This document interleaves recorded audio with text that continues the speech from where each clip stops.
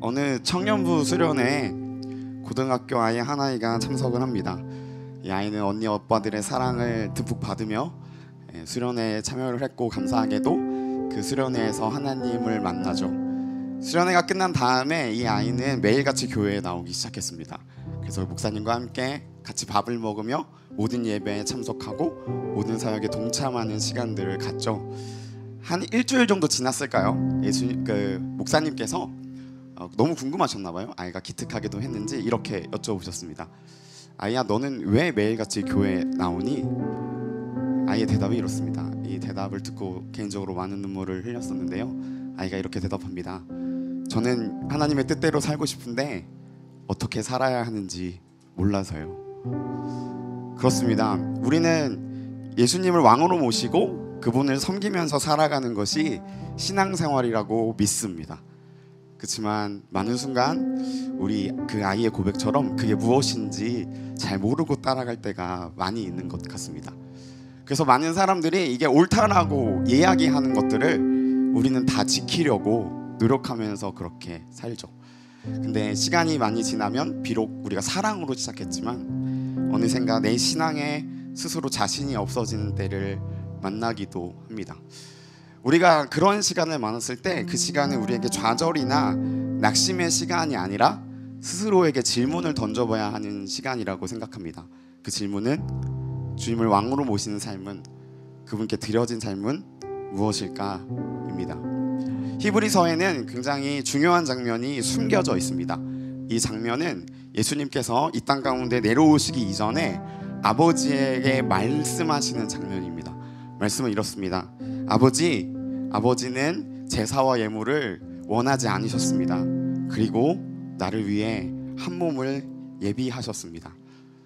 하나님은 왜 제사와 예물을 원하지 않으셨을까요? 제사를 드리는 사람들의 마음이 정결하지 않아서, 예물을 드리는 사람들의 삶이 거룩하지 않아서, 아무래도 사람들은 그러했을 것 같습니다. 많은 사람들이 하나님 앞에 거룩한 삶이 아닌 삶으로 나아가고 정결하지 않은 마음으로 나아갔겠죠. 하지만 사람들이 정결했을지라도 거룩했을지라도 하나님 아버지는 절대로 제사와 예물로 만족하지 않으셨을 겁니다. 왜냐하면 제사는 언제나 하나님의 플랜 B였기 때문입니다. 하나님께서 이 세상을 만드셨을 때 하나님은 우리들과 막힘없는 관계를 맺고 계셨습니다. 그 막힘없는 관계에서 오는 그 순전한 기쁨을 하나님은 늘 누리고 계셨죠. 그렇지만 우리가 하나님을 떠나기로 결정한 순간부터 하나님과 우리 사이에는 우리는 넘어갈 수 없는 큰 장벽이 생기고 맙니다. 제사는 하나님과 우리가 잠시 동안 만날 수 있는 창문과 같은 것이었습니다. 우리는 제사를 통과해야만 하나님의 얼굴을 볼 수 있었고, 하나님은 우리가 제사를 드려서 죄가 해결된 그 순간에야만 우리와 함께 기쁨을 나누실 수 있었습니다.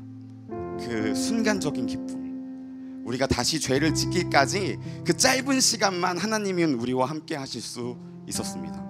일시적인 기쁨, 마치 하나님이 우리와 함께 누리시고 계셨던 기쁨은 아주 짧은 시간 사람들과 누릴 수밖에 없는 수감자의 기쁨만을 하나님께서 누리고 계셨던 겁니다.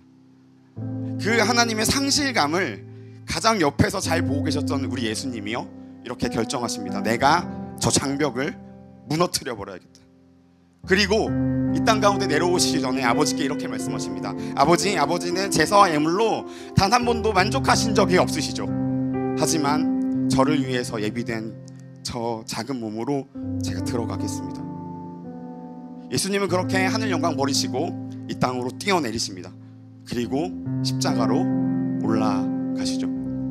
언덕 위에 우뚝 솟은 십자가를 우리가 위로 올려다볼 때는 그것은 우리를 향한 예수님의 사랑이지만, 그 언덕 위에 솟은 십자가를 하늘에서 내려볼 때 하나님에게는 자기 자신을 향한 아들의 사랑이었습니다. 우리가 십자가를 바라볼 때 예수님께서 몸이 찢기시는 걸 보면서 우리가 짓고 있는 죄에 대한 무거움과, 그리고 그것을 용서하시고 우리 대신에 형벌을 받으시는 주님의 사랑의 눈물을 흘리지만, 자기 몸을 찢기시는 아들을 보셨던 하나님은 아들의 몸이 찢김으로 그 장벽에 금을 가는 것을 보시면서, 그 아들이 목숨을 버리심으로 그 장벽이 무너지는 것을 보시면서 말로 표현할 수 없는 감정의 소용돌이를 느끼셨을 겁니다. 여러분, 십자가는 우리 예수님이 아버지를 사랑하시는 방법이었고, 그리고 아버지를 목숨 바쳐 사랑하신 예수님이 우리의 왕이십니다. 여러분, 우리는요 예수님을 왕으로 섬긴다고 오늘까지 이렇게 열심히 달려왔습니다. 하나님의 뜻대로 살아가려고 오늘까지 열심히 달려왔죠. 우리는 경건한 삶을 살기 위해서 노력했습니다. 다른 사람들과 다르게 살려고 노력했어요. 그렇지만 그 일은 결코 쉽지 않았습니다. 우리는 사랑하는 친구들과 사랑하는 가족들에게 넌 왜 이렇게 바보같이 사냐, 이런 말을 들었어야만 했습니다. 우리는 더 나아가서 하나님께서 우리에게 주신 사명이라는 것을 지키기 위해서, 주님께서 우리에게 주신 교회를 지키기 위해서 그것을 가장 우선순위에 둔 삶을 살려고 노력했습니다. 그렇지만 그것 또한 우리한테 쉽지 않았습니다. 우리는 주일 아니면 더 길게 큰 주말을 쉬지도 못하고 헌신해야 했으며, 더 나아가서 그것을 지키기 위해서 우리 인생에 찾아온 아주 중요한 기회들을 포기해야만 했습니다. 결코 쉽지 않았죠. 여러분, 잘하셨습니다. 그렇지만 우리에게 상처가 남은 것도 사실입니다. 그 상처가 쌓이고 쌓여서 내가 하나님께 받았던 사랑보다 커져 버렸을 때 우리는 이렇게 생각합니다. 나 이렇게 되고 싶지 않았는데, 내가 모든 것을 포기한 이유는 이걸 기대했던 게 아닌데 나는 왜 이렇게 돼버린 거지? 여러분, 우리가 그런 상황 가운데 처해 있다면 우리는 반드시 예수님의 십자가를 기억해야 합니다. 그것이 아버지를 향한 예수님의 사랑이었음을 기억해야 합니다. 그리고 우리도 지금 그 길을 걷고 있다는 사실을 기억해야 합니다. 우리는 믿음 때문에 포기한 것들, 그리고 그 포기한 것들 때문에 찾아오는 삶의 열매를 먹었을 때, 그때야 비로소 자기 십자가를 지고 예수님을 따르는 것이 무엇임을 배워갈 수 있을 겁니다.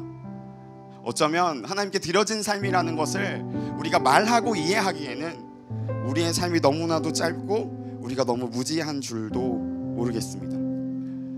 여러분, 각자 개 교회에서 이름도 없이 빛도 없이 어떠한 칭찬과 인정도 받지 못하며 그곳을 지키고 있는 주님의 자녀들, 주님의 청년들, 우리 지친 무릎을 이제 일으키고 주님을 바라봅시다.